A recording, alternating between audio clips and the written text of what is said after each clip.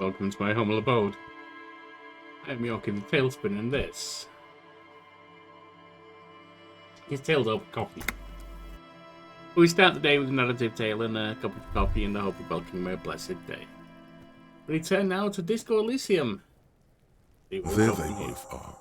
Two identical shoes, both copiously green and indiscriminately snakeskin, reunited on your feet. Like two baby crocodiles. Wait, this isn't a normal cop shoe, is it? It's pretty clear a normal cop is not what you are. So how do they fit? Good. They're balanced. Comfy. Feels like the only good thing about you right now, truth be told. Okay.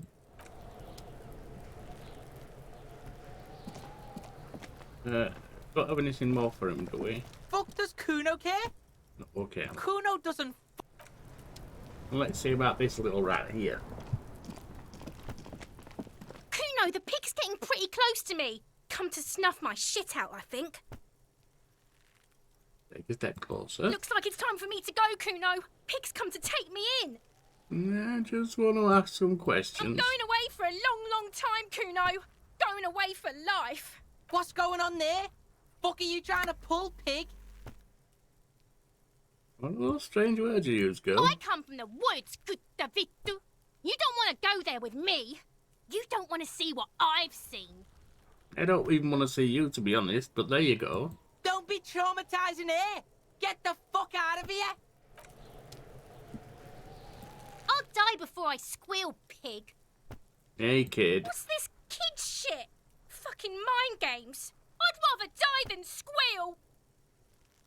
Get the fuck out of here, face. You got done. Talk to me.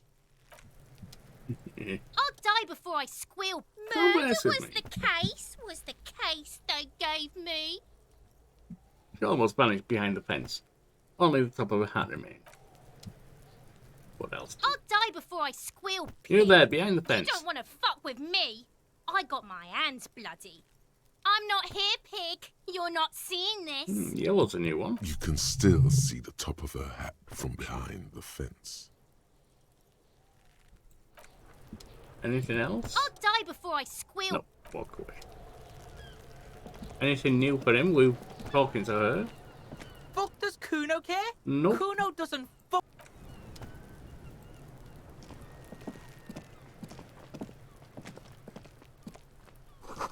The letter R wears a crown. On the ribbon, a light for descending.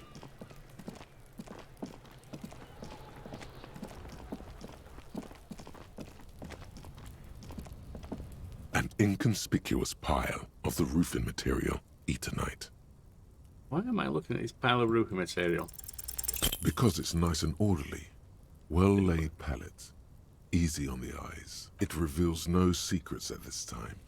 Right, that's not going to tell me anything. Let's look at the body, I guess. The corpse looks at you with bulging white eyes.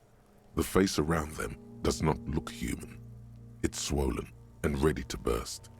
His lips are fish-like and his tongue like a ball gag in his mouth. You seem to be holding your breath. Look down. A cargo belt twists his neck at an unnatural angle. The body below appears stiff. It's letting out an ungodly rot. The smell seeps in even through your clenched nostrils. So why is that? Why is this stink so bad? Active decay. It's okay to throw up, officer. No one is judging. He's about to blow. Cock's gonna blow, Kuno. Alright, let's try and get it down. The smell is repulsive. It pushes in from your mouth, more instant and more familiar than anything you'd expected. More fever than odor. It fills your mind, flushing you from within. Let it out then.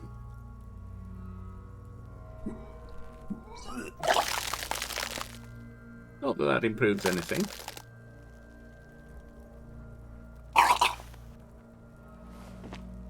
You feel a great force ringing from your stomach.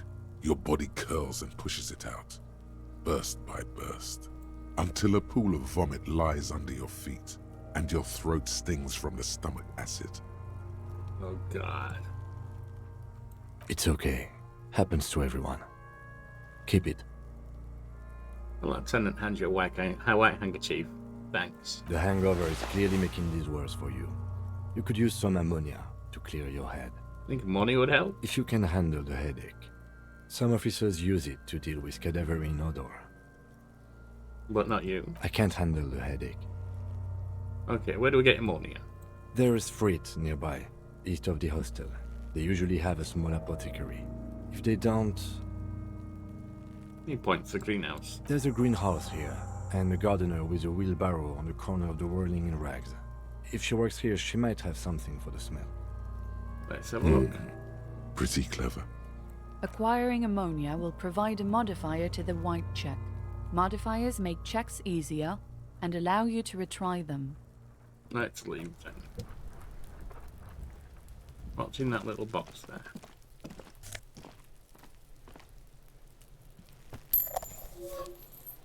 Magnesium. Got some money.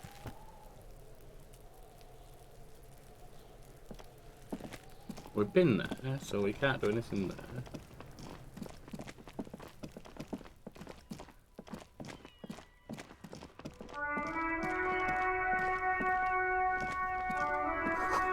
Heap of snow melts in his wheelbarrow. Have a word with her. The RCM in Martinez. What can I help you with? You sound surprised. We don't see a lot of police around here, that's all. I have some questions for you. Of course. What can I help you with? Well, my partner told me I may have ammonia. Can I have some? Sure, I'm done with it. Alright. Go easy on that stuff. It gave me a terrible headache. Tell me, what exactly have you been doing in your greenhouse in March? Well, this might be the last snow we get. At least I hope so. Snow has nutrients in it. Helps everything green up in the spring. At least that's what my grandma always told me. He smiled shyly. Yes, think about the cute grandma, not the weird snow.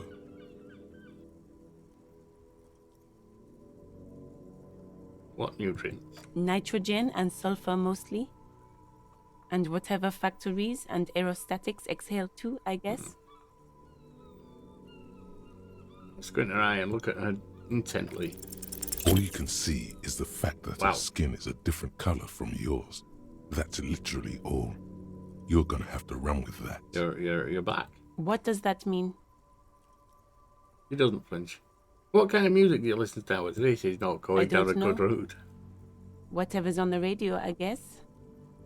What does this have to do with snow or gardening in March? She seems more perplexed than cornered. I think it's just something my brain told me. Okay. What are you waiting for? Ask about the disco already. You need some fresh jams to get out of this rut. You listen to disco. I need some fresh jams to get out of this rut. I'm gonna say no. We should probably proceed with our business in Martinez. Unless you have more official questions. We need direction. Of course. Where to? Where am I? What do you mean? I'm a bit disoriented. This is Revelshot, right? Yes, sir. District of Martinez. This intersection is called Roundabout North. He knows where we are. He just wants directions. Lieutenant seems uncomfortable with the level of disorientation you're displaying. What is up north? There's the pier, the Cape Side apartment buildings, some more tenements. Not a lot, really. And the east? The harbor gates. Some kind of commotion, I think. I don't follow the local politics. A fleet store, too. And the south? Some shops and a bridge. The canal bridge leads to the coast, but it's broken, I think. Some kind of accident, probably. What's on the other side of the canal? Just coast. There's a little fishing village there, and a fish market. But that got closed down ages ago. And finally the west? It's just water. No, actually, I think they call it the Martinez Inlet. There are some islands in the bay, but they're hard to reach. Oh, thanks. That's all for now. No problem. I have to run. Of course. I won't hold you back. Wipes your brow with a canary yellow glove. Her gloves. You get the feeling that you need them. You have a dead body to deal with after all. Oh, Can I borrow your gloves? Sure, keep them. I have another pair. Thank you.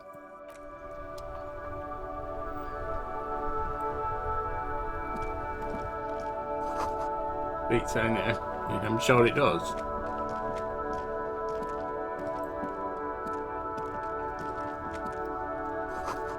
Pigs go home. Alright, well.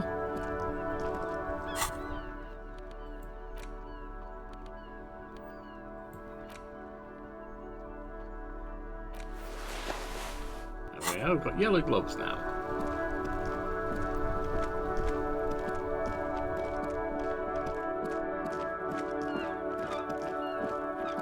Now let's see if we can do anything with his body.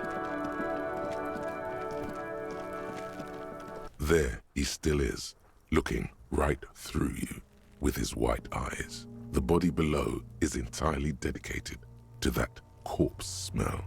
So Emitting it basically, is all it does now. I'd have to roll a straight 12. Oh no, turn away and leave. That's not going to help me.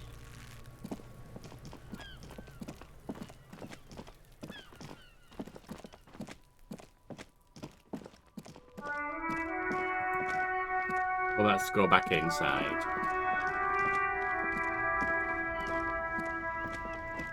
Before you stands a motor carriage. The bodywork is covered in blue and white livery, bearing the number 57. Vapor emanates from the large engine on the back of the vehicle. It hasn't had time to cool off yet. This must be the infernal machine that tore you from oblivion. The Caprice Kinema motor carriage. Open the door. In the cabin, you are welcomed by a set of steering levers, a radio microphone on a hook, a pull-out toolbox under the seat, and the soft glow of the fuel preheater gauge. Let's check the The radio. frequency tableau lights up, and a green button labeled Prime Line glows like a feline eye. And then you hear something, the soft purr of electrical kittens, radio waves cast far and wide over the metropolis. A woman's voice greets you through the static. This is Precinct 57. Hello, Lieutenant. How may I assist you? Hello, Alice. Please assist our colleague from the 41st precinct here. I'm putting him on. Hi, Alice. This is the officer for Precinct. Nice to meet you. This is Officer Alice Demetri, Precinct 57. How may I assist you? Can you connect me to the 41st? I have something I need to report. Just a second, officer. He puts you on hold, the static crackling softly like a bonfire. After a while, you hear an old man greet you from the radio. His ratty voice is oddly familiar. 10-2, 10-5. This is 41st. Come in. Over.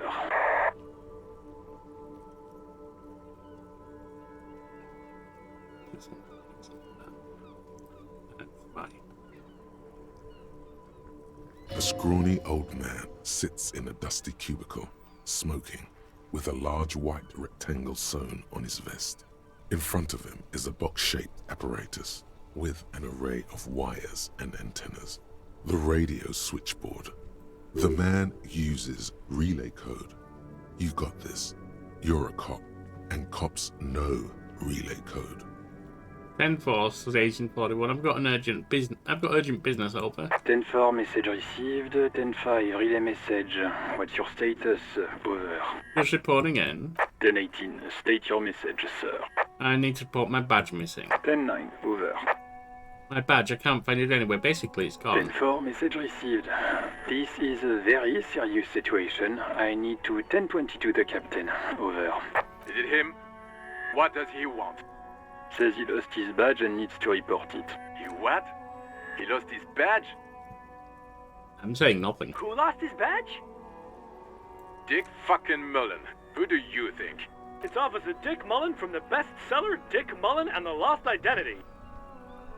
He says, finding off laughter. Dick Mullen is not your name. It's the name of a fictional detective who would not lose his badge. Defend yourself. Immediately. They're laughing at you.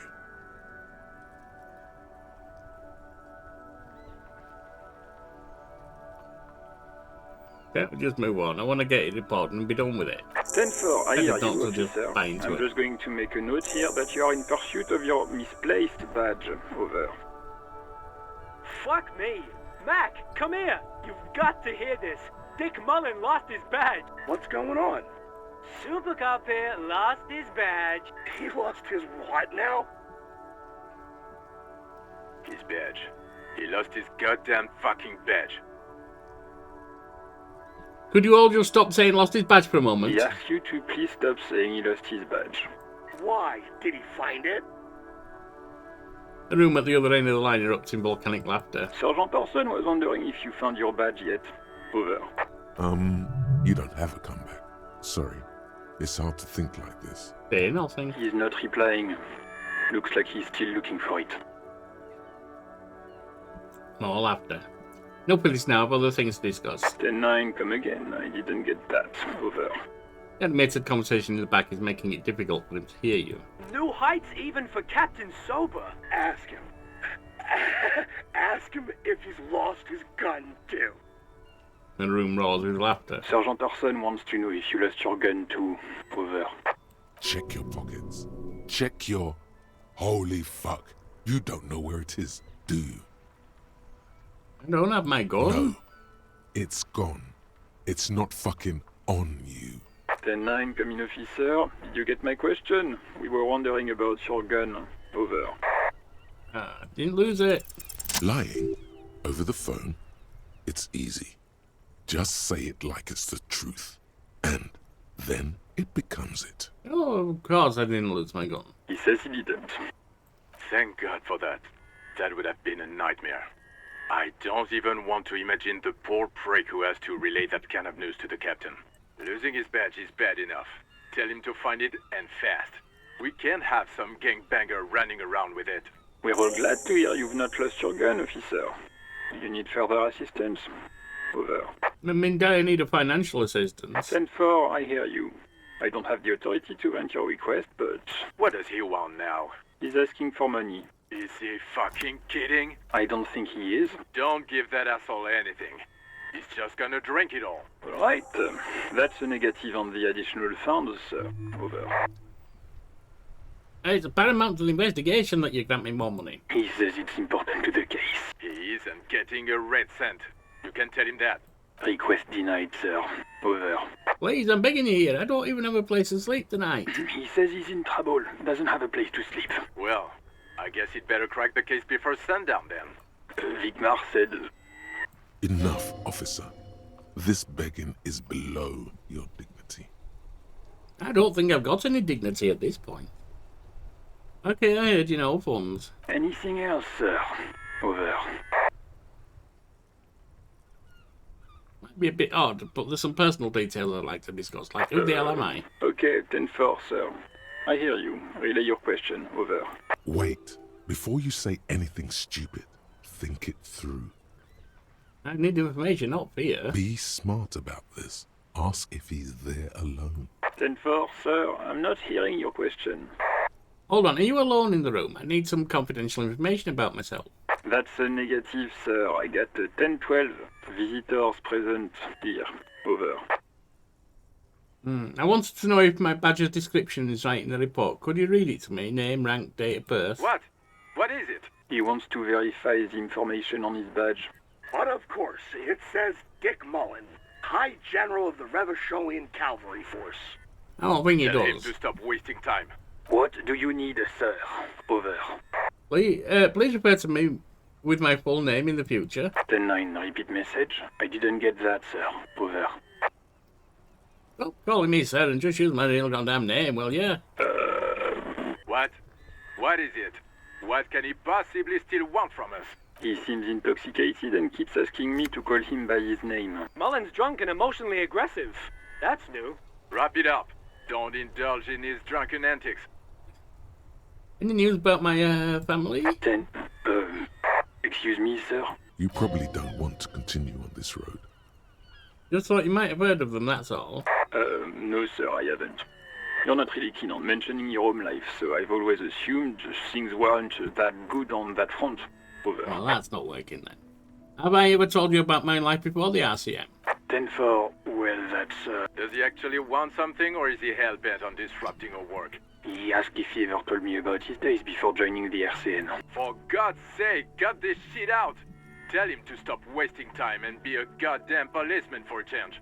Well, it looks like nobody likes us there, and we're not getting any help. Sir, Satellite Officer Vicmar says... I heard him. Was there anything else? Yeah, let me wrap this sir. up. Over. Alright, let me be honest, I've lost my gun too. Denfloor, I know I already wrote it in a report, but it will stay on my desk for a few days. Over. Alright, transmission over. Roger that, 10-10. Over and out. Static ends with a loud click and everything is silent in the cabin. 18 kilometers to the south, in the 41st Precinct's relay booth, a small crowd has gathered around Communication Officer Jules Oldboy Pidier. Around a dozen cops. The small room is filled with cigarette smoke, abuzz with laughter, when Officer Judith Minot enters. Her left arm is in bandages, and her hair trimmed short. What is going on here? Did something happen? Yes, startled. John Vickermeyer turns to her and says, What happened is my partner made contact. It's not "Oh, I'm his good. partner." He's lost his badge and his sidearm. He seemed confused, delirious even. He stopped to think. Mac, the torso Torson, is finger-fucking his fist, laughing hoarsely and apparently telling some dirty story to his partner, Chester McLean, near the entrance. Yeah, Mullen was fucked, alright. Sounded fucking drunk to me. Yeah, Mac's right. This was some gnarly shit there. I mean, before he started begging for money, it was... Enough! None of this is funny. It's fucking sad. That's what it is. He's a cop. He's one of us, goddamn this. We must help him. You know, looks down at the neatly polished black shoes. There's a quiet firmness to her voice when she speaks. Yeah? How do you fucking plan to do that, huh? Get him off the drink? Go jogging with him in the morning and get him on carrot juice? He's a lost man. Well, they say a person doesn't change until they hit such an uncomfortable state that they feel the need to. Their bottom, if you will. I think I might have hit mine. I just know we can't give up on him when he's at his weakest. He wouldn't. Okay. The crowd in the room has started fidgeting uncomfortably. Someone's trying to slip out unnoticed. Mac, man the door. You know what he told me? I don't want to get better.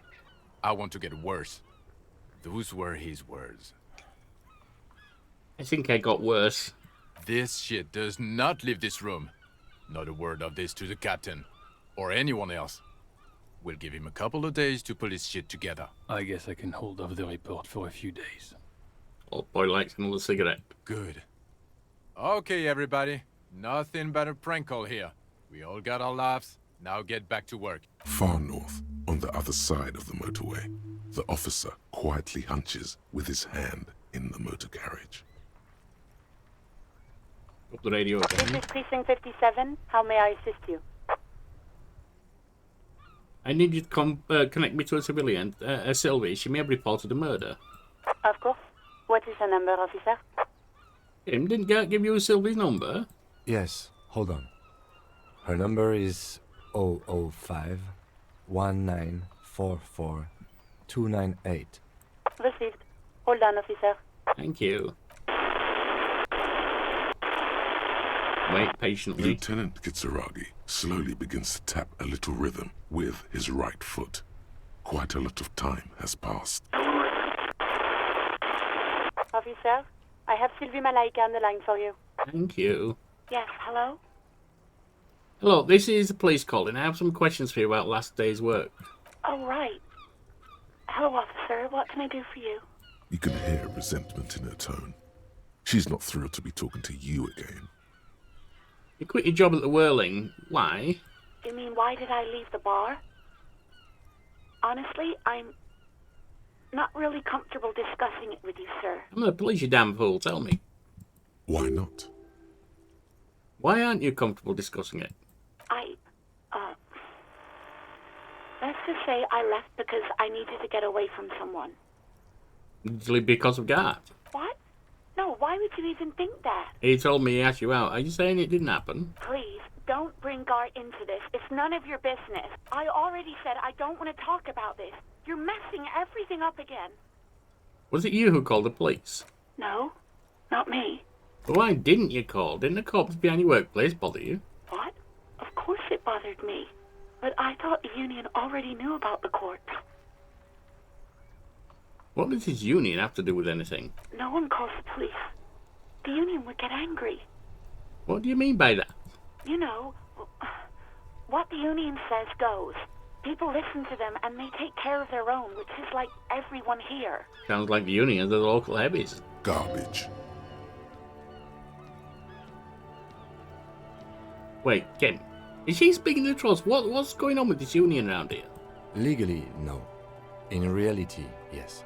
Martinez is de facto policed by the dock workers union. Words are not necessary to feel the lieutenant's discontent for the situation. Looks like there's a limit to my authority then. Mm-hmm. Tell me, why exactly did you let a corpse hang in your own backyard for weeks instead of calling us? I didn't want to get in trouble with the others. Push her further. Show her the error of her ways. Yeah. No, don't push her. It sounds as if she's about to cry. Let me get this straight. You ignored the law to save your own skin? No, what others? The other people who live around here. Local people. I didn't want trouble. But you've got trouble. Her voice is resigned and weak. What trouble? What different trouble than being in trouble with the cops were you thinking? You don't live here. You don't understand. Squealing is frowned upon here. Everything is dealt with, well, by the union, internally. Please, I just didn't want any trouble. Get this straight. You ignored the law to save your own skin. I didn't know I had to report. Of course you bloody knew. I thought someone would take him down eventually.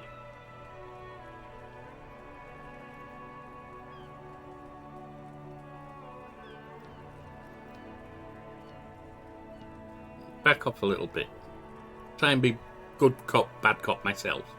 It's okay, things happen, not really your fault. Yes, I know. It's just... Was there anything else? Do you know who made the call? No, sorry. I don't. Not a lot of people have phones around here. Copper thieves take the wires. It's not a really good place, is it? People don't have the money to have the cables put in again. They use the union's phone, or the one on the coast. That's suspicious. You don't suppose the union taking the wire so everyone has to use their phone.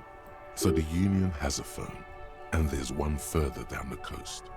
Got it. It was someone else. We'll find them sooner or later, officer. It just might take a while.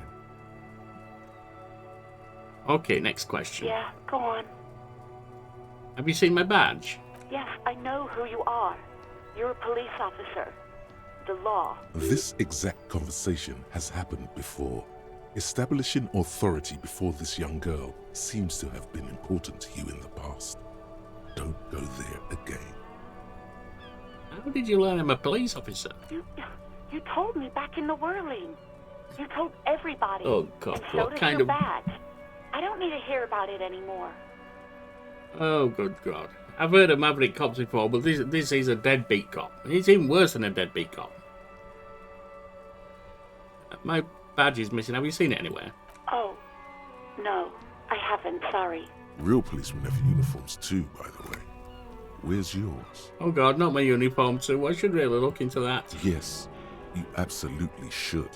It's awful that you lost it. It feels like you haven't worn yours in a long, long time.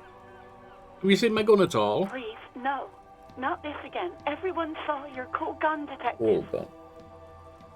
I showed you my gun. When did it happen? You were trying to impress some people with it. Oh, God. Everyone was eating, and...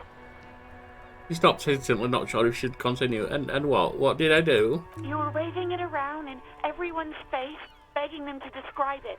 You said it calms you, and then you started making suicide jokes. Oh, God. It got pretty graphic. Oh, those again.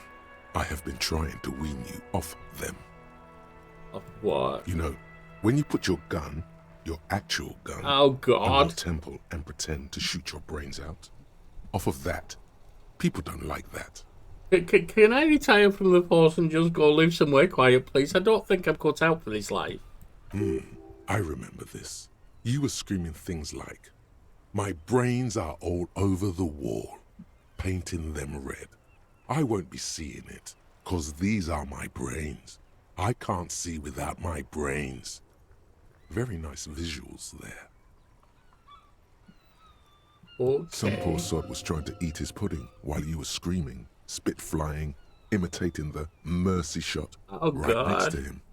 Spat some in his food. I don't think he touched it after. I wonder why. Why would I threaten to kill myself? I mean, look at this world. I would love to stay. There is silence on the other end of the line. Yeah, I don't know what to say. Me neither. Yeah, but what happened to my gun? No idea. All I know is next you were waving around money instead. Oh, no. Saying things like big bucks cannot lie and guns can't buy money, but money can always buy guns. Oh, dear Lord, what's wrong with me? It almost looked like you pawned it. But believe me, I did not ask. Gun. Have you seen my uniform? Uniform? I never saw you in any uniform. You had your things on. The disco things. Mommy! I think I got everything I need, thanks. I do hope so. Please, don't call me again. Bye. Why is she angry with me? Yes, you have obviously done something to upset her at the Whirling in Rags when she was still working there. Wait, before you go, you're mad at me, right? Tell me what I did. I can't remember anything. I'm not mad. It's just you were so drunk and so emotional all the time, and then the skewer thing happened. It just made me want to quit. The skewer thing? What skewer thing? The stuffed bird. The great skewer. You threw it against the wall while Oh, dear screaming, Lord. "Fuck that bird," and laughing like a maniac. Oh, my Lord. I think you said it had been giving you shit ever since you got there. Why do I always end up screwing everything up? It was a pretty bird. There since I started working in whirling. I really liked her. We call her Scotty. Sorry, Scotty. There's genuine sadness in her voice. So you tell me I was the one who made you quit? Yes, obviously. You were the worst client I'd ever seen. And I have seen so many assholes in this place. I'm sorry. I've had sailors fighting, union guys grabbing my ass, kids stealing booze. Once a guy was glued to the karaoke machine every night for 2 months. But you... I'm worse than a karaoke addict. Oh no. Go on. I want to know what I did. Well, you were worse than all of them. Honestly, you were getting borderline aggressive. I'm sorry. Even about little things like not turning down the volume at 3 a.m. I even liked one of those songs you kept listening to on repeat. No more. I hate it now. Which song? We Go On by the O.O. I can't listen to it anymore. You've turned it into a parody. I'm sorry about the song. To hell with that song. Then there was your room. Your project. An experiment to see how bad it can get in there. Did I take a blow to the head at some point? I tried to send the cleaner, but you wouldn't let me. Hmm. Threatened to make me understand. I had no idea what you meant, and I don't want to know. Sorry, Sylvie. And then you screamed something about the end of all times and how everyone is a piece of shit. I'm sorry. And then I had to deal with your toilet. Oh, The no. one you clogged with police documents, causing water damage downstairs in the kitchen. I won't even mention you waving your gun around, Police harassing documents. customers, threatening to sing karaoke, threatening to kill yourself. God. Wait. Police documents? The ones I had to wrench out of your toilet. What happened to them? Damn it, I don't remember what I did to your damn papers. I don't remember every little thing I do. Resentment gives way to concern in a voice. Especially when there's a hurricane loose. It's your fault for losing them. Not mine. I know. Something in you wants to immediately forget about this, as if there was a reason you threw them away. Okay, I get it. I wasn't a very good tenant, and that's putting it mildly, isn't it? No, you really weren't. You were simply the worst. I'm truly sorry for everything, Sylvie. God, I knew I shouldn't have brought it up. Just try not to call me again, and let's pretend it never happened. But you should know, when I spoke to Gart, it seemed like he thought you left because of him. Wait, really? No, this is absolutely not true. I like Gart. I really do. Didn't he cross the line when he asked you out? No, I was actually flattered. I've always liked him. It was just bad timing, with the corpse and all that. Yeah, not the most romantic setting, a corpse hanging from a tree. There's a pause. You can almost see her on the other side, the telephone cord coiled around her index. I didn't know what to say to him later. Then you came and destroyed the place. So I left without explaining. I should have told him maybe. Well, after all I've done to drive you away, I should do something I can tell him for you. Okay, but please don't mess it up. Please don't take out your gun or something. I can't, I've lost it, Sylvie. Right, thank you for talking with me. Take care. You hear a sigh of relief on the other end of the radio. Wordless, the call breaks. Then, the already familiar voice. Anything else I can help you with, officer? I'm done with the radio for now. 57's over and out. Oh dear God, In what the a mess. cabin, you see a set of steering levers, a radio on a hook, a pull-out toolbox, and the soft glow of the fuel preheater gauge. Well, if it's a pull-out toolbox, maybe we should pull it out. A metallic drawer slides out from under the seat and clicks into place. The tools inside are neatly organized. Take what you need, officer. It's going to be a long case. I'm not protective of my tools, like some men are. He's clearly a little protective of his tools. But what can you do? Work is work. Well, let's take the pry bar. The pry bar feels nice and cold in your hand, heavier than you'd think. Useful for opening all sorts of doors and lids. And the chain cutters. The handles are long and sleek. Snap, snap, go the cutters in your hand. And the flashlight. It's robust, weatherproof, and well made. Police issue, blue. Well, let me not lose this one. Lets you see things in the dark you would otherwise miss. Alright, push the toolbox Pull-out back in. toolbox slides back into its nest. Preheater gauge casts a warm glow on the steering levers and the radio on its hook. Have a look at the steering levers. The white suede feels luxurious under the touch, and the metal clutch handle so very familiar in your palm. And the preheater gauge. As you tap on the gauge, the indicator pin jerks as if startled. It's in the large orange sector, indicating the engine is warm. Next to the gauge is a red switch labeled heat. There's no use pressing the heat button. It won't start without the ignition key. Translation. We're not going anywhere right now. Alternative translation. Don't even think you can drive my MC. Alright, let's get out of here. Now, I want to see if we can do anything with that pile of rubble. Or pile of whatever it was. Hey, what's this? Ooh, the Sanji's Lane. And there's something over here too. There are bottles inside. You could pick them up if you had a bag. I don't have a bag. I don't have much of anything. I certainly don't have any dignity, that's for sure. Or self-respect. Or hope for the future. Oh dear God. An inconspicuous pile of the roofing material. I can't do anything with it. Alright, that's fine.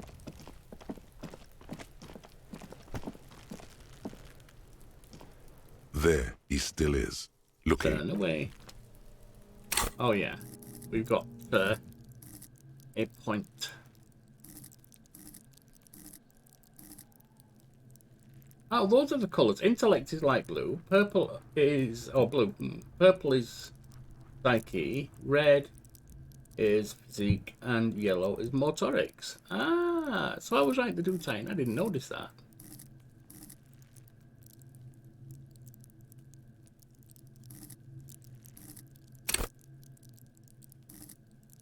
Authority. I don't think I've got any empathy. I might be able to generate some empathy.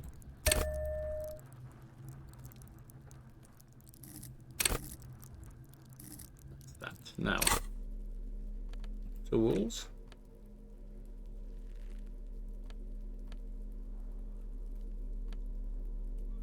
Items.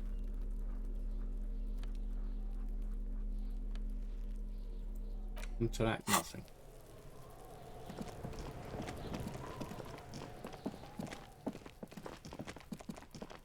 Alright, let's go tell Gad that he's not to blame. I can at least fix something.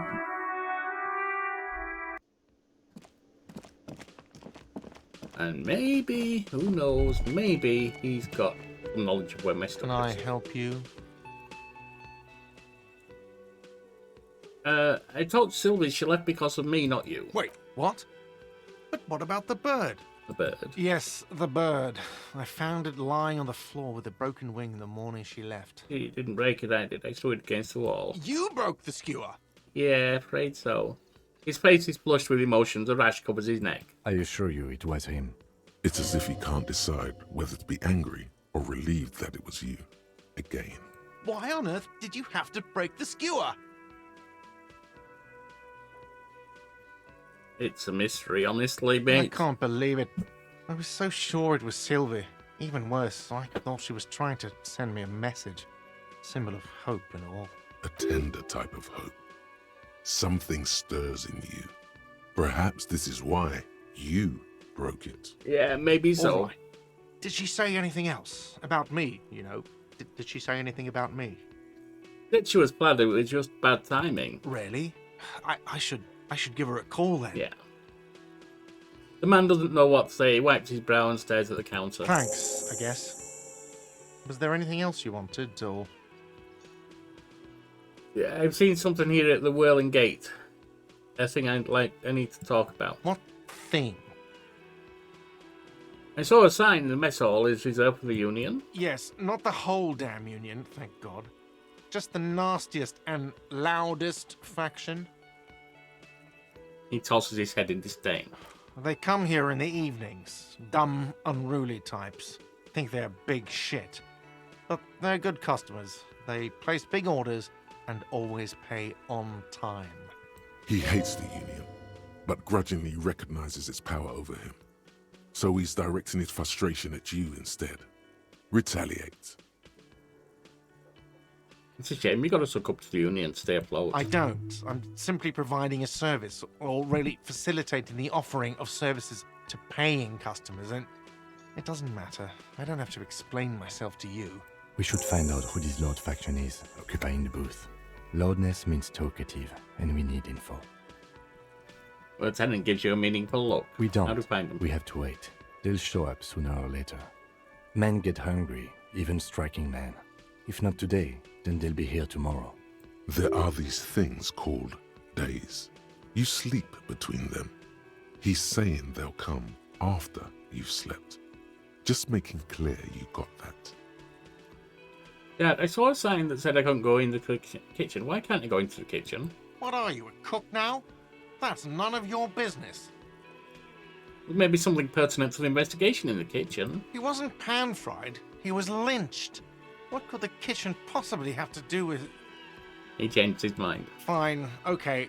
The kitchen is closed until 1 p.m. because the cook is working. You can snoop around after that, if you must. There's something else I want to ask about. What? You feel like you should come back to this thing-based questionnaire if you see anything interesting in the whirling later. I saw another thing at the whirling. Another thing? Oh, no, Great. I didn't. Yes? It's about money, I owe. Yes. Have you got it? No, Like let's what? talk about something else. Goodbye. At least I've cleared that little bit up. You should totally sing karaoke here, the first chance you get. Your emotions need to be expressed. People need to know your vast, oceanic soul. Yeah, well, right now my soul's cubic content is obscured by this bloody hangover, so shut up. Of course, at this point, precise measurements of your soul can only be performed from the outside. It needs to be heard through a PA system by other people. Finish the thought. Right.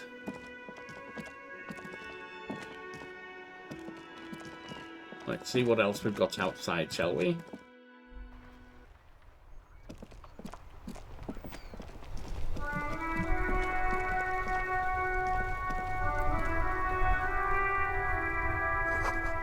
Some great tectonic forces crack the pavement like an eggshell.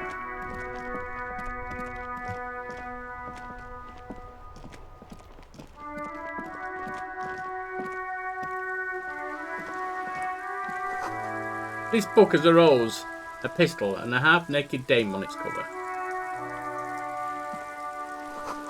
On the cover stands a very muscular man surrounded by flames.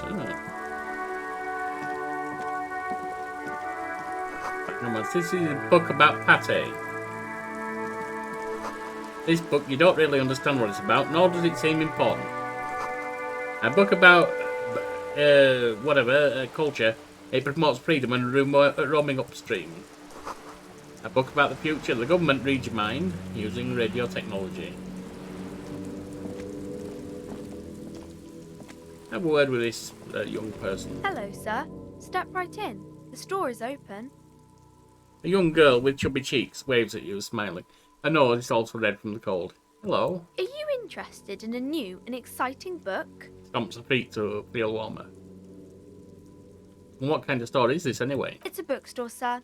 We sell books, postcards, and some board games. It's called Crime, Romance, and Biographies of Famous People.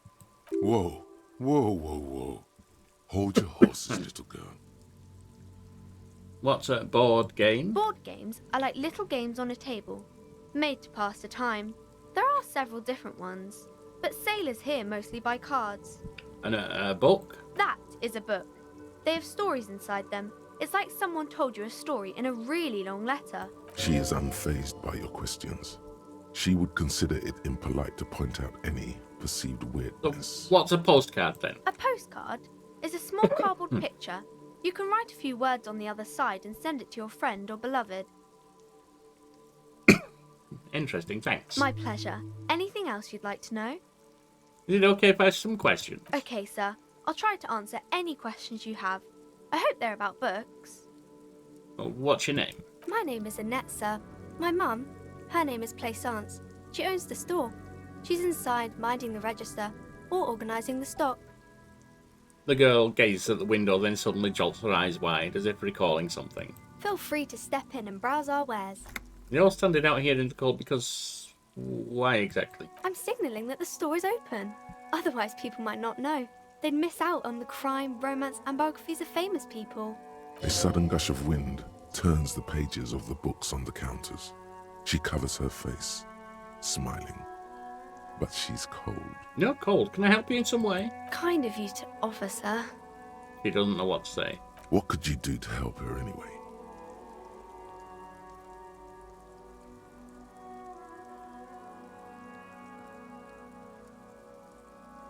I should have a word with the store owner, maybe. Oh, no, sir. I'm happy to help Mum by luring in customers.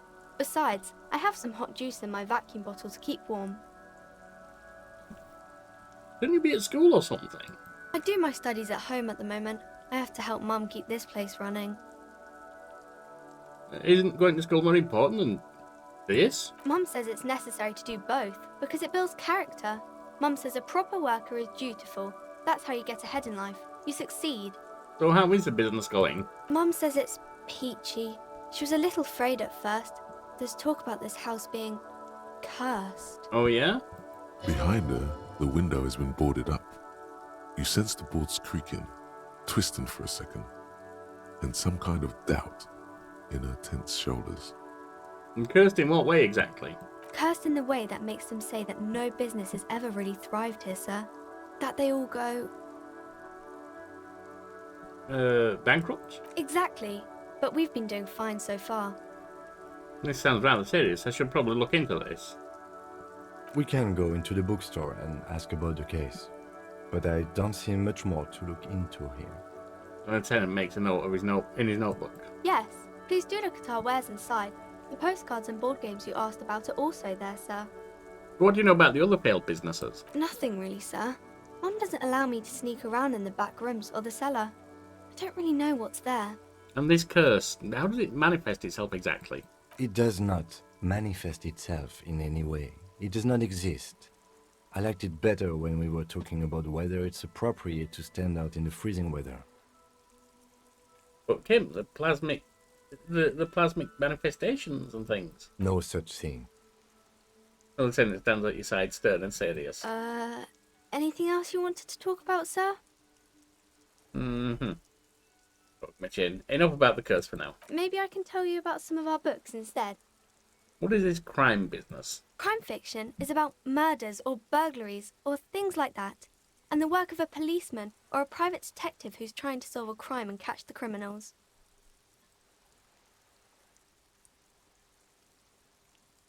Why would anyone want to read about crime? I have to deal with it and it's not pleasant. It's exciting to people, I guess. They get to imagine dangerous things, and it's kind of like a puzzle, where you can guess who the criminal is, or how the good guys are going to catch him. I'm a policeman by myself. I'm a policeman myself, by the way. You don't look much like a policeman. Well, what does a cop look like then? Didn't mean to offend, sir. Sorry, sir. It's just that you don't look like Dick Mullen. Name again. She points to a book cover on which you can see a strapping Vespertine officer. He stands grimly over the body of a dead woman. You know, nobody actually looks like that guy in the picture. That's just stupid fancy of a man, right? She looks at Dick Mullen, frowning, dark, arrogant, violent, likely overcompensating for something. Sounds like me, except I'm undercompensating. He isn't even drawn right.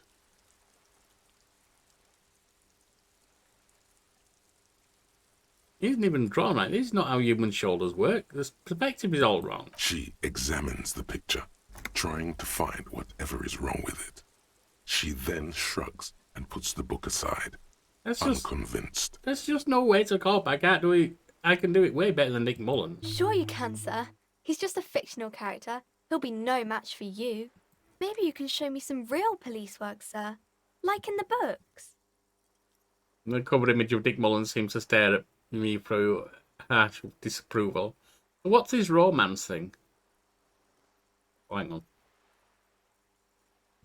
It's the type of book where there's a rich lady and she has to choose between the good man and the bad man.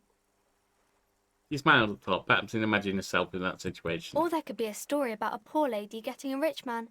It's about man and lady business, sir. What about a poor man getting a rich lady? It happens, but usually the guy gets rich in the process. Or should actually be rich himself, but has lost his family property unjustly, like during the revolution or something. I see. Those are unhappy books, for most of the pages. People sad about what they have lost, but then it all turns out just fine in the end. What about when both of the men are bad? These are not very common. You can't have a choice between bad and bad. Nobody wants to read a story like that. You'd be surprised. What if it's really well written? Well, maybe then it's fine. Maybe if the lady then decides not to pick either, because she doesn't need a bad man. Yes, that would be interesting. What about when everyone's poor? That's really not a proper romance story. That's more like everyday life. Sometimes you have to write about real things, you know. Not in romance books, sir. These are about nice and pretty people, and everyone is happy in the end. All people can be nice and pretty. What about a book where the man and lady business doesn't work out at all? I haven't read many of those. Maybe you should ask Mum. Yeah, you think she has one about an excruciatingly painful breakup? I don't think it's a romance story if the main characters break up, though. You pause trying to figure out the appropriate answer. No, think about it. One where they plunge into a torrid spiral of pain and recrimination. Only it's really long and drawn out, scarred for life, phantom limb. No, I don't know. Drugs it with puzzlement. Wouldn't ring a bell? Alright, I'll ask your mum. Yes, she knows books. Definitely. What was that? An idea for an unfinished novel stuck somewhere in your forebrain? Well, that's enough romance for me. I had another question. Maybe some about other books? Who are these famous people? Oh, kings and queens and generals of old, or artists and writers, or musicians, those kinds of people. There's usually something extraordinary about them. He scratched a cold, reddened cheek and continues. I think that's why people read them, to find the secrets of their fame. Seems like most people who read those books fail to get more famous from reading them. Reading those books doesn't make the readers more famous, does it now? But it does make the famous people more famous. Yeah. Famous for vain people. I have better things to do. Okay, sir. Alright, now let me try and deduce something. Oh god, with this hangover, I'm doubtful. You fail to deduce anything substantial. She waits intently. I deduce that you are a girl. Come on, anyone would notice that. Alright, bye. We're waiting around for one, of course. And we got up around here. All sports magazines tucked away in a dark corner. The book collects the national recipes of Ada that are all about lake trout. Well, I suppose there's probably plenty of recipes for lake trout. I suppose. Maybe. There isn't, is there? It's a one-page book, isn't it? Another boring book just discarded here. This bookstore is not strictly about crime, romance, and biographies of famous people. There's also a wide range of paranatural literature. Let's have a look through the shelf then. Amidst the various books, you find one written by someone named Matthias W. Dundas. It's about wholeness, unity, balance. These three things are very important to the working class mind. The point of the book, and many others on this shelf, is to give people medicinal advice in situations where they don't have access to paid health services. How does that work exactly? It serves platitudes, while also telling everyone that traditional medicine, the kind people don't have access to, and which costs more than this book, is garbage, and would only give you cancer anyway, without even curing your cold or anything. Wholeness, unity, balance, on the other hand, can basically take care of anything. Though it is important to note, when it's up to your mind to heal yourself, then it's because of your mind that you're ill in the first place. Does the book say anything else? The book features chapters on topics such as how to find magnesium. It even lists plants you can harvest magnesium from. How to continue drinking if you're an alcoholic who has destroyed his liver. And there's even a chapter on the ancient Seraïs tradition of using duck gallbladder preservatives to treat and prevent sexually transmitted diseases. Pre and post factum apply. Nothing worth buying. Sounds like it's very relevant to what I'm going through. This is just mundane garbage. What's even paranatural about this? Find something truly otherworldly. The throbbing in your head increases with every passing moment you gaze at this shelf. Suddenly, as if out of nowhere, a small green book becomes apparent. The title of it reads, Medicinal Purposes of the Pale. What's the pale? The book contains very little explanation on the matter. This knowledge seems to be taken for granted. So what's it about? The book contains descriptions of various pseudoscientific therapies, alternative medicines, and folk remedies involving the pale, also known as le territoire. For example, it recommends vigorously swatting one's naked body with a venik, or hand broom, made from the leafy twigs of a young birch tree from the near pale. Sounds invigorating. It is, and good for the circulation too. What else? It also recommends consuming distilled spirits like vodka or whiskey that have been aged in the pale. Readers are instructed to cover these jars in a shallow hole just inside the pale and leave them there for 30 to 60 days, depending on the potency desired. What does the pale-aged liquor do? Among other benefits, it is alleged to restore a damaged liver to perfect health. That seems improbable. I should probably get my hands on some of that. What else is there? For general health and well-being, readers are encouraged to take regular strolls through the pale, though a sidebar cautions readers to limit each stroll to less than an hour. These strolls promise to cleanse the mind of worries and the body of toxins, especially if the perambulator performs this ritual in the nude. Nudity figures prominently in a number of these prescriptions. Yeah, well, This is exactly what you need. Anything else of note? There's an entire section devoted to cures for men who are struggling to perform their marital obligations. Well, maybe I need that. Excuse me, sir. I believe you've been perusing that particular volume long enough. If you'd like to continue reading, I must insist you buy it. Hold on. Oh, we'd need money for that. Okay, what are these books? Sir, please, no browsing in that shelf. That wisdom is not for free. I can't have you end up, like, opening a police store next door and stealing my customers. Oh no! Okay, I guess we'll leave that then. This bookstore is not strictly about... We've done all we can there. Several maps have been attached to a bulletin board hidden inside the alcove. They're held up by small pins. The board has come loose from one corner. The maps look old and faded. Your eye catches a map of Insulinda, a map of Revachol, and a map of Martinez.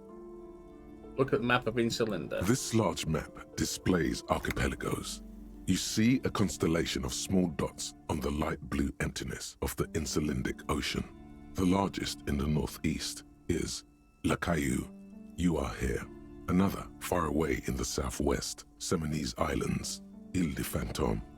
What else? Ozon, Laurentide, Fas a la Mer, Archipelagos, North Arcade Islands, all just specks of dust on the vastness of the Insulindic. On the edges of the map, the color fades into a blur of dotted lines, black and white, disintegrating into mathematics. In the northeast, a dust mite stands on the north coast of Caillou in a bookstore. It's you. Can you see cities on this on the island? You can. On Caillou, Revachol, a single black star. On Ozon, Fondelier, and Vilmandu.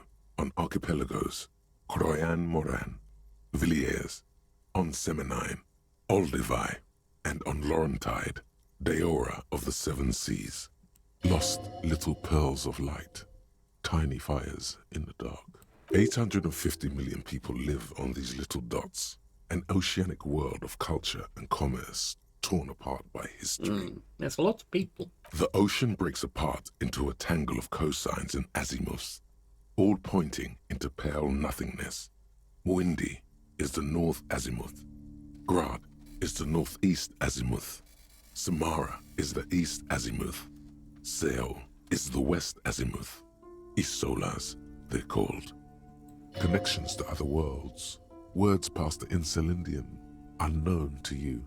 You only know you've never been there. You have little idea what they are. Distant stars, gods. But looking at them makes you feel almost non-existent. Whatever they are, the Isolas are immeasurably large compared to you, and very, very far away. Well, that's humbling. Perhaps they are gods. Gods of distance and outer dust. In the map of Revachol? The north coast of a verdant island is shattered by the delta of a river. It is the River Esperance. Countless bridges put the shards back together, connecting city blocks to river islands. La Delta says a great artificial heart in the center, teeming with life forms and construction. To the east, rolling hillsides, Le Jardin, Stella Marie, the suburbs of Saint-Baptiste, swallowed up into the megacity. They sound rich to you. This is Revachol East.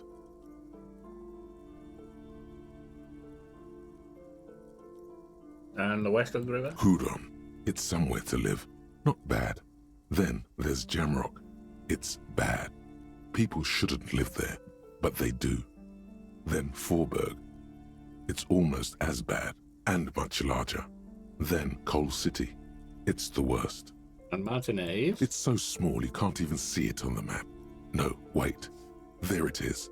North of Jamrock. The strip of coast next to the Greater Revachol Industrial Harbour. It looks downright despondent.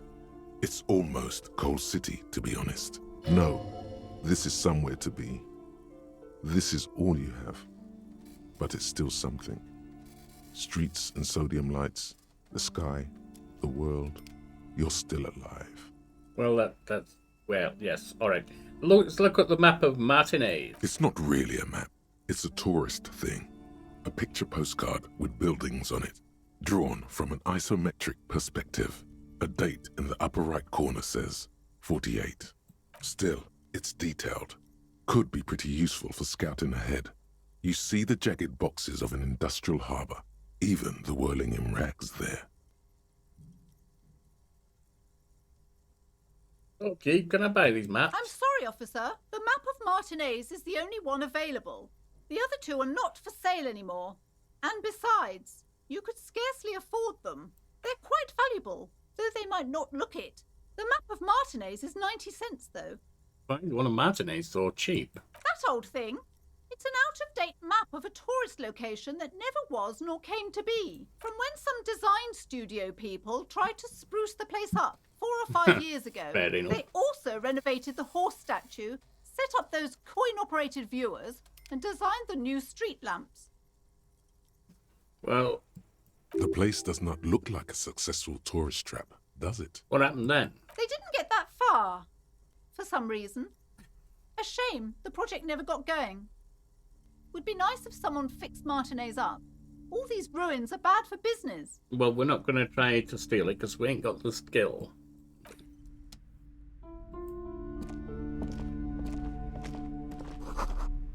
Show my fascist magic, rather candid.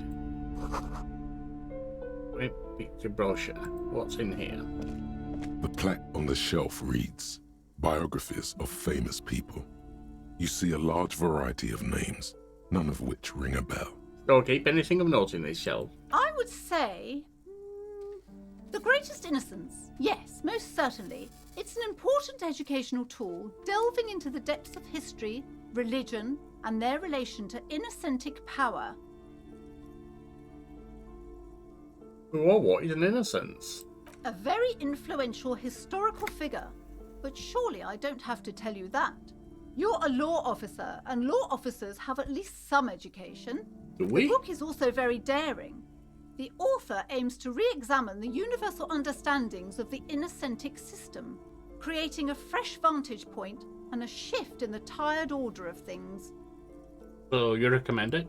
Certainly. It's prudent for a person to have at least an elementary understanding of history and society. Imagine the chaos we'd be in otherwise. You feel like you should get this one. Definitely. It's important somehow. There's something personal inside. Yeah, but I don't have the money. Look through the display of books. Browsing through all the books with all their names makes your head spin. None of these seem important or relevant. It's all just vapid egoism. Suddenly, a particularly odd title catches your eye. It reads, High Speed Love, the tragic true love story of Jacob Irv and Alfie Delatraz. Okay. By one Cecilia Averbrook. What's this one about? High Speed Love chronicles the romance between two of the finest tip-top tourney racers in history. One of them is the madcap driver, Jacob Irv. His blonde mane graces the cover.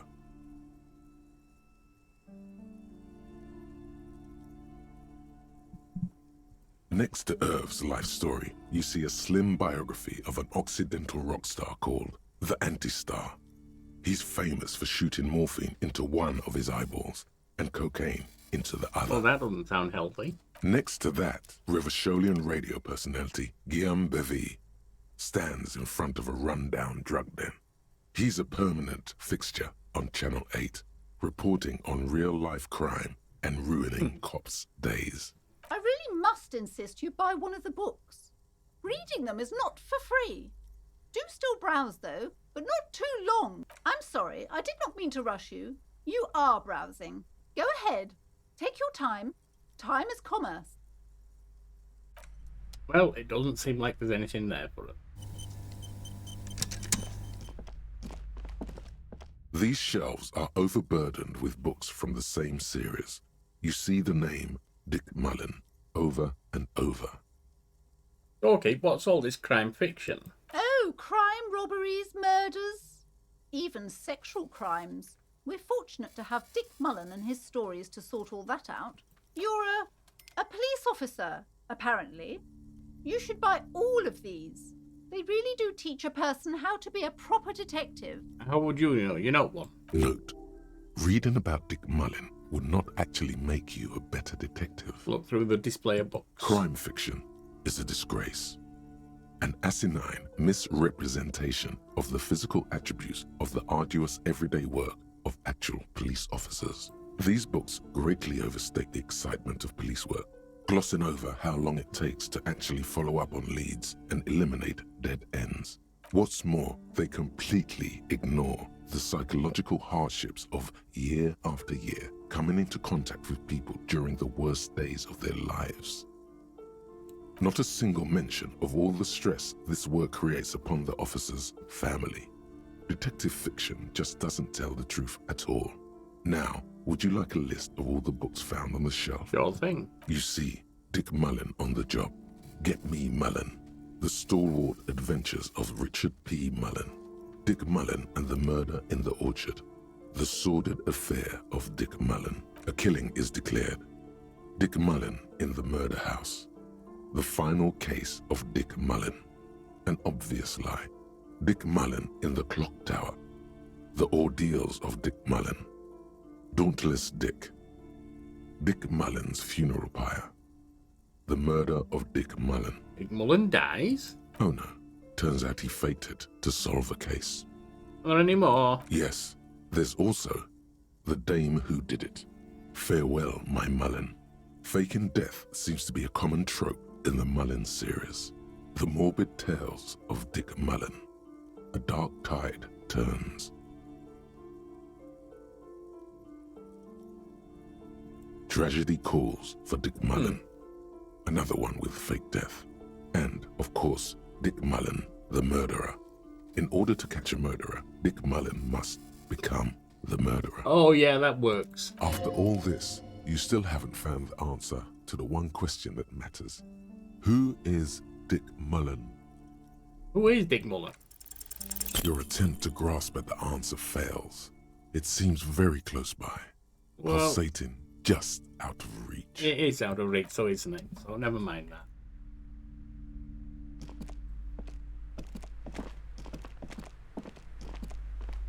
We got this lot here. A small mountain of colourful board game boxes. There are numerous types of games for all ages.